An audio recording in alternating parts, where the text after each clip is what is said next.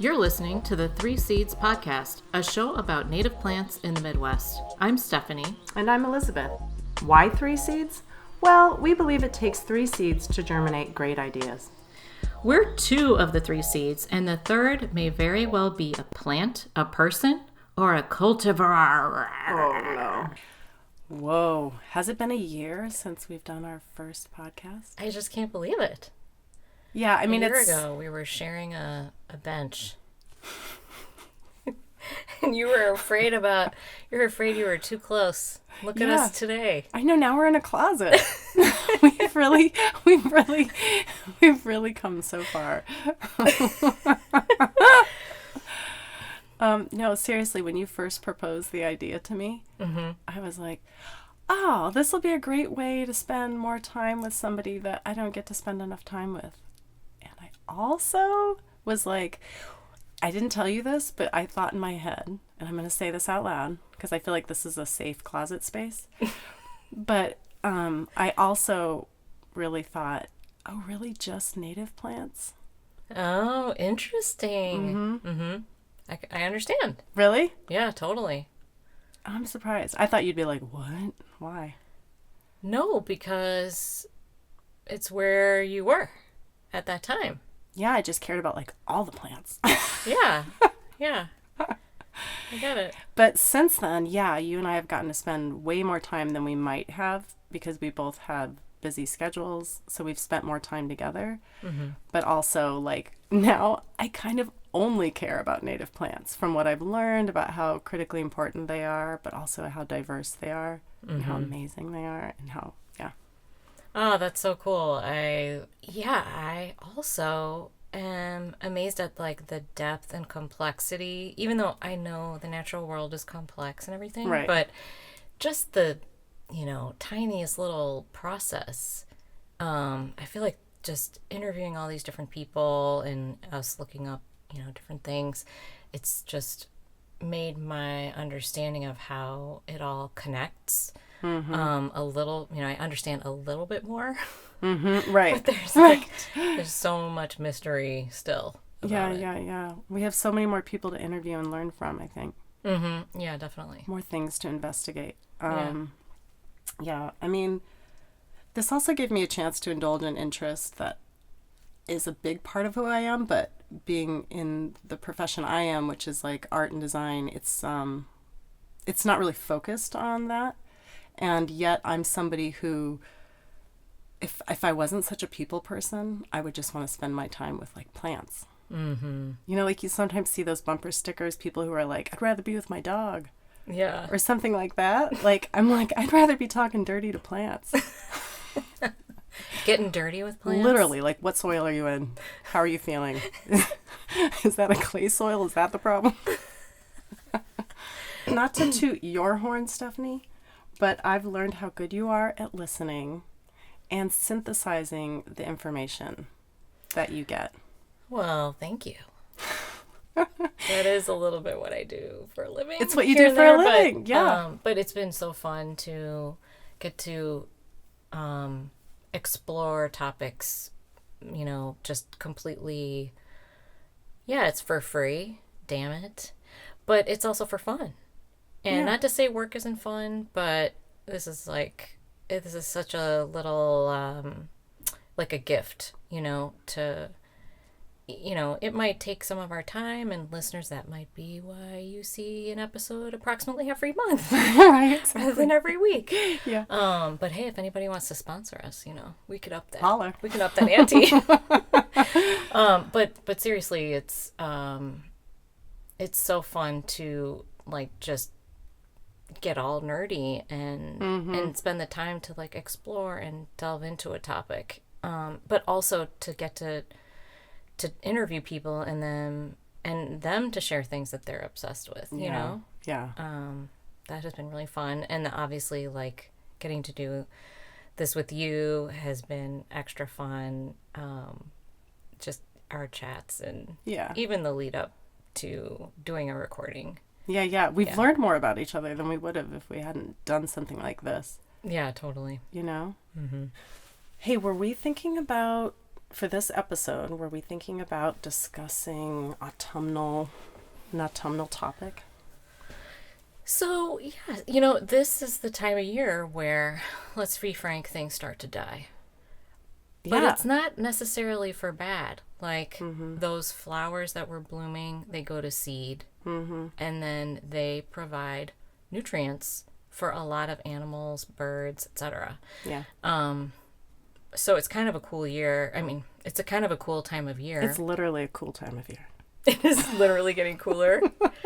And there's a lot of activity. Yeah, you've been talking to me lately about some of the insanity in your life. Yeah, I mean, around my house, there's a lot going on. Like, a couple nights ago, I was like, oh, is that a frog? I don't know this frog. Look out the window. No, it's a chipmunk sitting on the pavement like it owns it, making this, like, knocking sound. It sounded like knocking on a hollow log. And it made that sound at the same interval for, like, 5 minutes. So he's a rhythm guy or a rhythm gal? I think it's like sounding the alarm. Oh, really? I thought you were going to say it was... What is it upset about? Like, wait a minute. Yeah. Knocking with its... It's like... Oh, I can't make the sound. Oh, it's out of its vocal... Yeah, it was like sitting up, okay. like upright, doing this sound. Yeah, I've always taken that to be an aggressive noise. Yeah. Because I've heard squirrels do kind of a similar sound, and then when I try to mimic it, they're not, like, loving me. Like, they look like, you want to go? Right. That's right. I didn't try that with the chipmunk. I was just like, oh my God, that's you? I had no idea. I know they make a chirping sound. Right? But they also make this, like, tick. Clucking sound, basically. So yeah, if you want to know more about chipmunks, I'm going to tell you. Yeah, I mean, I'm very curious. Okay, so chipmunks, we're not talking about Alvin, Simon, and Theodore. We're talking about those little, rodent-esque brown furry things that run around. Something else I noticed was that they were getting really daring right now. Like, with my dog, who smells them and is super into them, they will run, like, right in front of him these days. But, earlier in the season, they don't get near him at all. Right? It's a bold move because your dog loves fresh meat. Yeah. And so, and I see them running across the road just like squirrels are doing. They just seem to be around a lot. And obviously, they're running around trying to collect things because they hibernate. Actually, they don't actually hibernate. I was going to say, I didn't know this. They go into a state of torpor. Okay. Which sounds like stupor, where they basically slow everything down and they use 75% less of their energy. So, like, their breathing slows down. Wow. I don't know if they eat during that time. I don't think they do. I don't know. That would use up easily that 20, yeah. Yeah, I don't know. But they're basically in, like, a very, very deep sleep, but not hibernation. Super mellow. Yeah, mellow.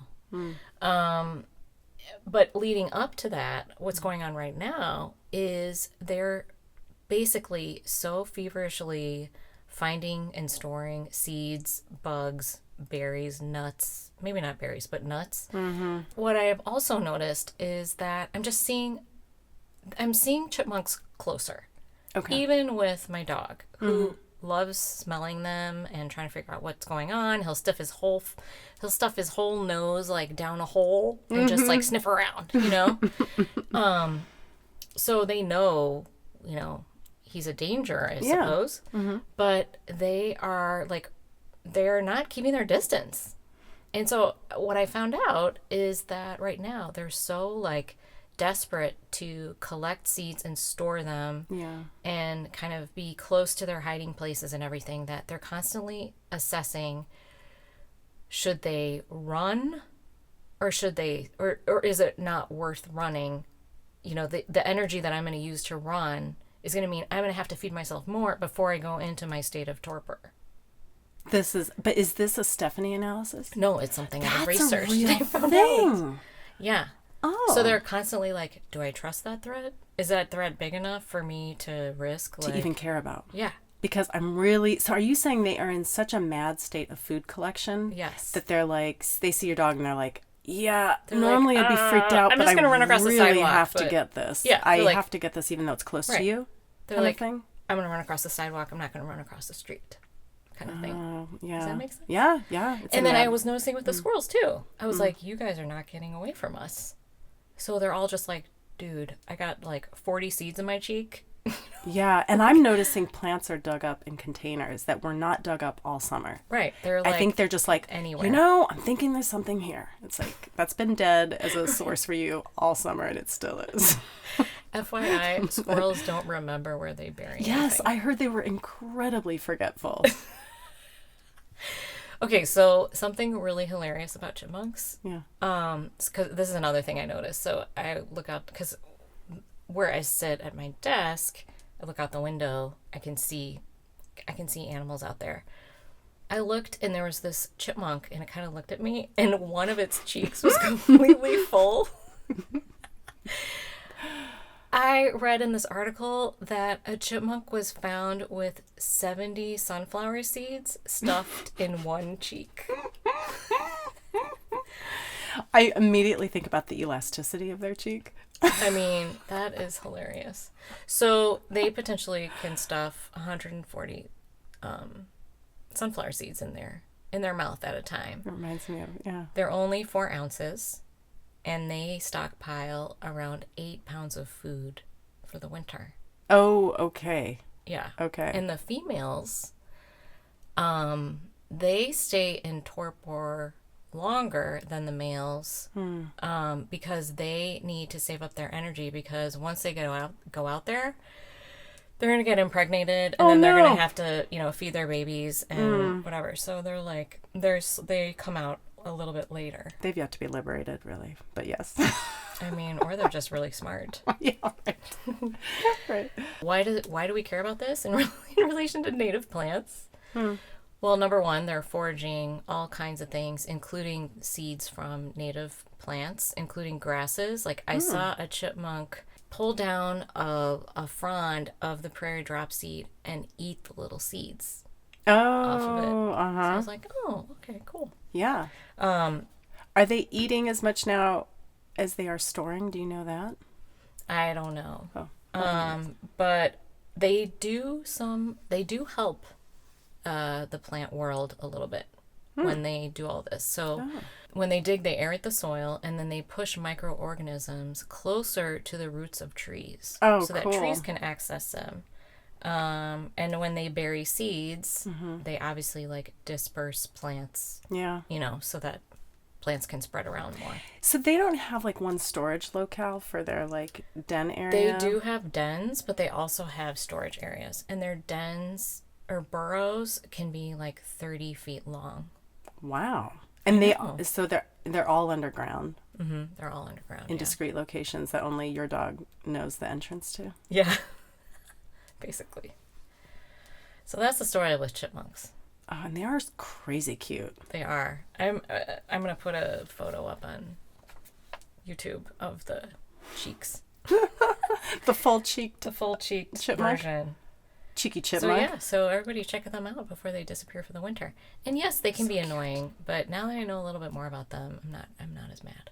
Yeah, cool. Thanks for that. Yeah. So, thinking of fall, thinking of things dying. I mean, this is the time of year when a lot of people want to collect dried leaves and press them and display them. Some people make wreaths. Some people, I actually really like to collect dried flowers. But when I do that, I also think about harvesting the seeds.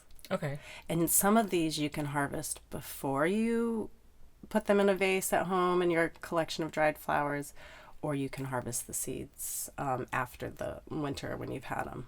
Because they hold on to them. Okay. Some of them, yeah. So one of my favorites is the allium, and the native plant is Allium cernum, which is the nodding onion. This one has a beautiful starburst shape, and it also has this really strong bone-like structure. It's beautiful. I think it's a lovely shape to have in your vase or whatever, in your collection of dried flowers. The seeds are really easy to harvest. They have these pods that basically open up, and the seeds are really large, and you can sometimes just shake them out or just kind of pluck them out. So the next... That's cool because I have some of that allium that is definitely nodding. So it's all like toppled over, which is probably why it's really good at reseeding itself Yeah, I into the think that's how it ground. does it. Yeah. Yeah, but that's cool to know that you can actually take the seeds out and the shape is still there Yeah. afterwards. Yeah. And different allium have different starburst shapes, but yeah, the nodding onion's more of a, downward facing. Is that what you're Cool. noticing? Yeah, yeah. Yeah. My second favorite is milkweed. Oh. So milkweed, especially what I'm talking about is the milkweed pod. So you guys, I'm sure everyone's really familiar with this, but it's got it's just this really bold, gothic, horn-like hooded, spiky hood with this beautiful gold interior. And this is when the seeds are gone. Oh, so the silk is not in there anymore. Right. Okay. So as probably everyone knows, milkweed has a system of dispersing its seed by wind, and that's what the silk aids in. So there's these silk-like threads called coma that are attached to the seeds that when the pod opens up, they catch wind and they fly and they disperse themselves. Yeah. With all of these, we should probably say that everybody knows you really want to dry out your seeds. And milkweed in particular can get pretty moldy, those seeds, if you are collecting them yourself and you're not just letting the wind take them. Yeah. Cool. And then also when you do separate the silky threads from those seeds, be sure to think about throwing the silk threads outside because some birds like to make nests with them. Cool. Yeah, and those are beautiful nests if you get to take a look at that online somewhere. Yeah. Oh, also, I just want to mention, with milkweed, when you're cutting the stalk off for your floral arrangement, make sure you cut at least 6 inches above the ground so that you leave a habitat for insects. Maybe that goes for a lot of things. I think that does go for pretty much anything. If you feel the urge to clean up, I think, you're supposed to leave a good stalk there for things to grow in. Yeah. My last favorite one that I really like is rattlesnake master. Oh, yeah, it's very cool. It's shape. Yeah. I think that adds something. If you were to think of these three things together, they're small, they're round, they're spiky, they're kind of a cluster together. This, though, for seed harvesting, you just want to wait till the end of using that. Say, like in the spring, you've enjoyed it all winter in your arrangement, because you're going to actually need to crush it to release all those seeds. Okay. Yeah. That's so cool. Yeah. I like it. So I hope everyone's out there having fun collecting, dispersing, or saving. going to a seed swap. Oh, seed right? swap it. Yeah. Yeah. Why not? Be like a chipmunk. Pack your cheeks full. Yeah. Ready for a plant reveal? Okay. All right. The name of this plant is... No, you know what? I'm not going to tell you the name right keep away. Switching it up. Yeah, sorry. Do you think that King Kong's lover ever complimented him on his hairy... Chest? No, his hairy... Palm? Oh gosh. His hairy... Bottom? What's the other word for bottom? Another region? You can be R-rated. Hairy... Ass? What Well, are today's you talking plant about? is called the hairy aster. Oh my god, that was a long walk. Hairy aster. It's also called frost aster, white heath aster, and white oldfield aster. Latin name Symphyotrichum pilosum. Oh, that's much more lovely. Yeah, but what's wrong with hairy aster? You know why it's called hairy aster? I want to see it. It's called that because it has tiny white hairs everywhere. Nice. Not just on the stem, on the branches, and even on the leaves. So that's a lot of hair. This aster is actually one of the latest bloomers. It blooms from August to October. And it is kind of a mammoth. It's kind of a beast. Like, it grows like 4 feet tall by 4 feet wide. Oh, wow. Good. Yeah. Yeah. And it's also aggressive. So it's a beast. It's hairy. It likes salty roadsides. This does sound like King Kong. Yeah, it likes rocky outcrops, moraine bluffs, shale outcrops, and it likes disturbed habitats as well. So it's hardy. It's very hardy. It doesn't have any tendency to disease or any particular pests. Nice. And it will show up. Basically, if you just don't do anything, it will show up. Yeah, and it will be appreciated. It may or may not be appreciated, apparently. Like, it can get pretty aggressive and spread pretty well. So I realized, okay, we have some of these around, and, they're cute. They're cute. They're not, like, massively mounding huge, but they might turn that way. But it seems like a really important plant. Like, lots of butterflies, bees right now go there, other pollinators. And then in the winter, the seeds birds like to eat. So it is very hardy. It's got a lot of hair, and I feel like let's see if we can let it hang out rather than, start pulling it up. Yeah, for at least for a little while. Yeah. Yeah. So it must, I couldn't find anything about like how it seeds, like but it must just they must just fly around, because the aster, the flowers are very, very small, but they're like miniature daisies. So they're like white with more petals than a daisy would have, and then a little yellow center. Okay, yeah. Yeah. So, maybe not as showy as some of these other asters that are like bright purple or whatever. Right. But still, holding its own. I like it. Yeah. Yeah. Thanks for sharing that. Yeah, sure. So for my plant reveal, I was thinking about this partly because this is a tree. Okay. And I just wanted to mention, probably everybody knows this, but I just want to mention that fall is an ideal time to plant shrubs and trees.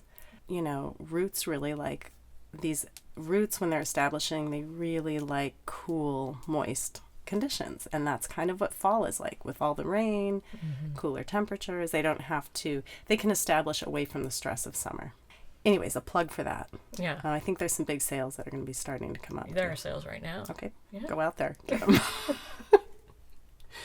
them. The flowers in the spring on this tree are a beautiful, rich maroon, and they have this lovely little bell shape.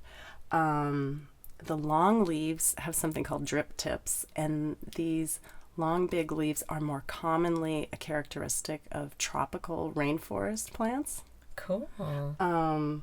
The fruit on this tree is considered a berry with edible pulp. When the fruit falls off the tree, it's a seed strategy for this plant. Aimed at ground animals. And so until humans arrived, the seeds of this plant were dispersed via the dung of mammoths. What? Yeah. So I thought I knew what tree it was, and now I don't. Well, I was thinking, in line with that, why don't we have a taste test? I'm going to ask you to close your eyes. I brought this fruit with me. Oh my God. I'm going to ask you to close your eyes. I'm going to let you smell it and then have a taste. This might reveal what it is. Is this a pawpaw? Girl, you're not supposed to guess it, man. Oh, have you had this? I've never had it. I haven't either. Oh my God, that's so exciting. How did you find that? So I'm going to let you do it. So it actually has really large seeds, and the pulp is kind of a challenge to get off. So I'm giving you just a small taste. It's a little bit heading towards papaya. It's like if a pear and papaya mated. Yeah. Yeah. Yeah, it's got kind of You don't like it?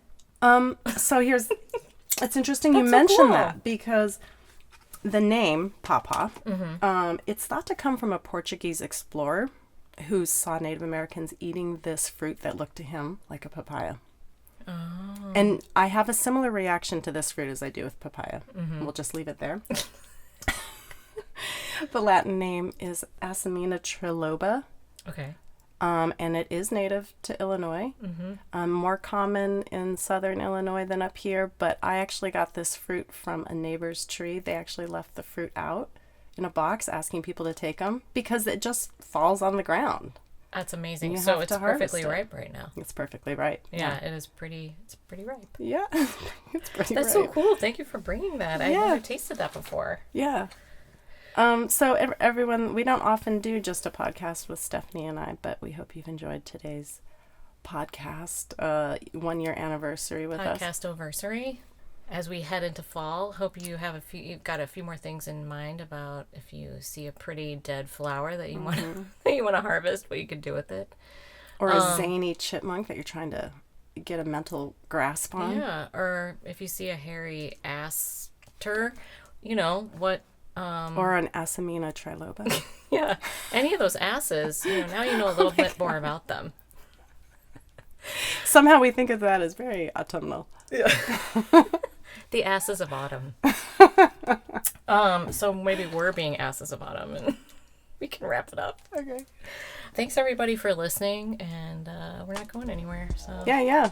So we'll see you next time. All right.